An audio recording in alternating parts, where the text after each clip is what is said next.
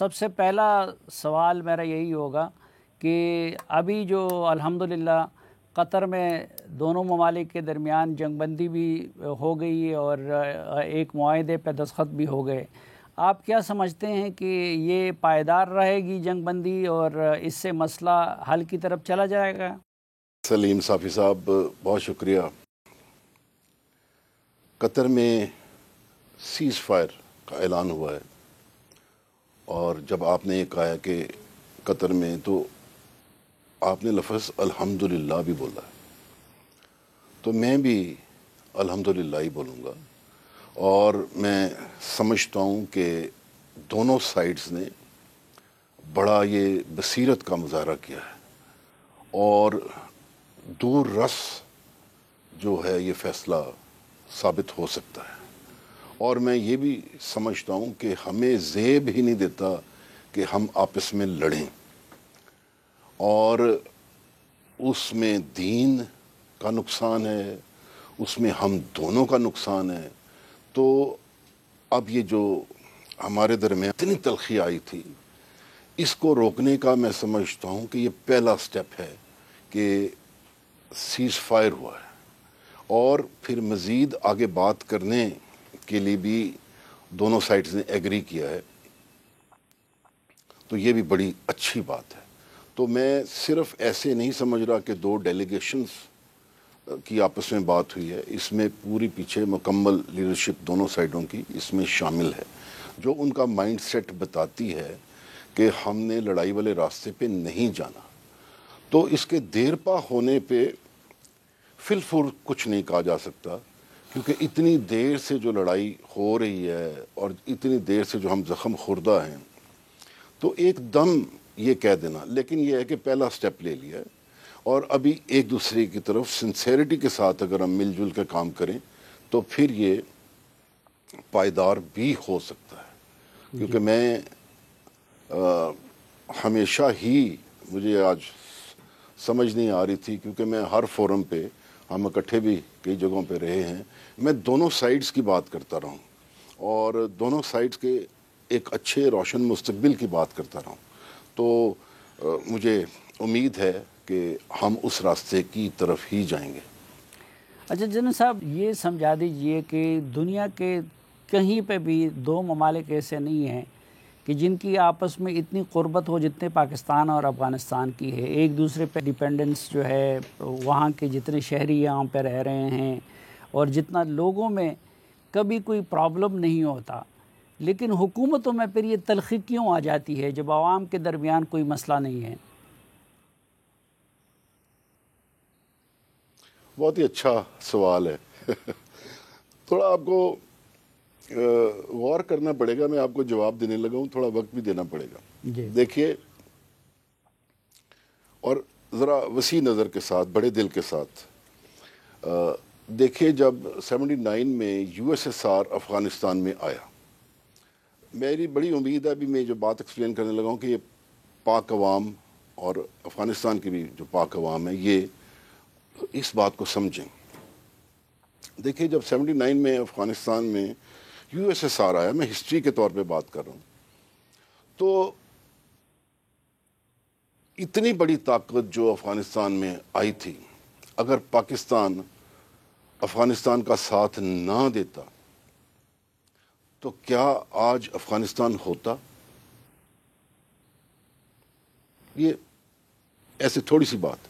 جی اچھا، اگر افغانستان نہ ہوتا تو کیا پھر پاکستان ہوتا؟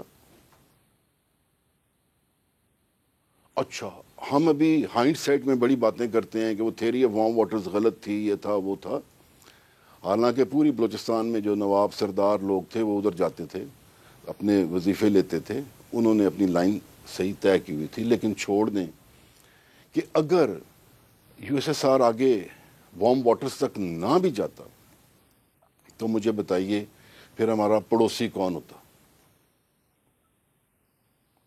یعنی کہ ایک طرف ہمارا یو ایس ایس آر، اور جس کا پہلے سے ہی اس کے کیمپ میں انڈیا تھا، ہماری ایک سائڈ پہ وہ ہوتا اور دوسری سائڈ پہ انڈیا ہوتا، تو کیا ہماری سیکیورٹی ہونی تھی؟ تو یہ اس وقت جیسے یہ دونوں ممالک ایک دوسرے کی ڈھال بنے، اس وقت یہ سینٹیمنٹ اسٹریٹجک ڈیپتھ کا بھی آیا، جو بعد میں ہائنڈ سیٹ میں بڑا ہی غلط سمجھا گیا، غلط بیان کیا گیا۔ اب آگے چلتے ہیں۔ 9/11 ہوا، یو ایس نے صرف جنگ جیتنا چاہیے جو ممکن نہیں تھی، اور وہ اس کے ساتھ ساتھ عراق اور باقی جگہوں پہ بھی انگیج ہو گئے۔ بہت ساری وجوہات ہیں یو ایس اور نیٹو کے فیلیئرز کی افغانستان میں۔ آپ فرض کریں یو ایس اور نیٹو اگر افغانستان میں اپنے آپ کو اسٹیبلش کر لیتے، کنسولیڈیٹ کر لیتے، اور اسٹریٹجک جو پارٹنر ہے، نیٹ سیکیورٹی پرووائڈر اس وقت انڈیا بھی ان کے ساتھ ہوتا، تو پھر ہمارا پڑوس کیا ہوتا؟ ایک سائڈ پہ یو ایس، نیٹو، انڈیا، اور دوسری سائڈ پہ انڈیا۔ تو اب دیکھیے آپ کہ جو افغانستان میں یہ جو یو ایس نہیں ٹھہر سکا،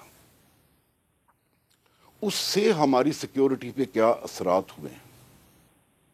تو ہم دونوں سائڈوں کو رب کا شکر ادا کرنا چاہیے کہ ہم پہ اتنی آفتیں آئیں، 46 سال ہم لڑتے لڑتے ہمیں ہو گئے۔ تو افغانستان ایک سوورن ملک ہے، پاکستان ایک سوورن ملک ہے، تو دو سپر پاورز آ کے لڑیں، لیکن اللہ تعالیٰ نے ہم دونوں کو قائم و دائم رکھا۔ اب آپ کے سوال پہ آ جاتے ہیں کہ لوگوں کا تو آپس میں بڑا پیار ہے، حکومتوں کا کیوں مسئلہ بن جاتا ہے؟ صحیح بات ہے، حکومتوں کے اپنے اپنے نظریے ہوتے ہیں، ان کی تاریں کہیں اور سے بھی ہل سکتی ہیں، وہ کسی اور طریقے سے بھی سوچ سکتے ہیں۔ ابھی آپ دیکھیے کہ جب ہم نے ضرب عضب کیا تو ٹی ٹی پی کو ہم نے ڈس لاج اور ڈس لوکیٹ کر دیا، اور یہ جا کے افغانستان پہنچ گئے۔ تو ابھی وہاں کی حکومت نے ان کو گود لے لیا، اور پھر چونکہ ہم پہ یہ ہمیشہ سے الزام تھا کہ ہم ٹی ٹی اے افغان طالبانوں کو سپورٹ کرتے ہیں، تو وہ سمجھے کہ ہمیں تو ٹٹ فار ٹیٹ مل گیا، تو انہوں نے ٹی ٹی پی کو ہمارے اگینسٹ استعمال کرنا شروع کر دیا اس ٹٹ فار ٹیٹ سچویشن میں۔ تو کیا حالات ٹھیک ہو سکتے ہیں؟ اور اگر ابھی بھی جبکہ طالبان جیت چکے ہوئے ہیں، یو ایس چلا گیا ہوا ہے، تو اگر وہی ہمارے لوگوں نے ہی ٹی ٹی پی جو پہلے ہی ہمارے ساتھ لڑے ہیں اب ادھر سے پھر لڑنا ہے، تو کیا حالات ٹھیک ہو سکتے ہیں؟ تو میرے خیال میں لوگوں کے دل آپس میں ملتے ہیں، اور بہت آپس میں ہماری ویلیوز ایک طرح کی ہیں، ہماری شکلیں، ہمارا کلچر، سارا کچھ ایک طرح کا ہے۔ لیکن ایسی جو چیزیں، جو کمپلیکیشنز ہیں، وہ ختم ہوں تو حکومتیں بھی ٹھیک ہو سکتی ہیں۔ تو اب وہ وقت آ گیا ہے کہ ہم اس مینس کو ٹھیک کریں۔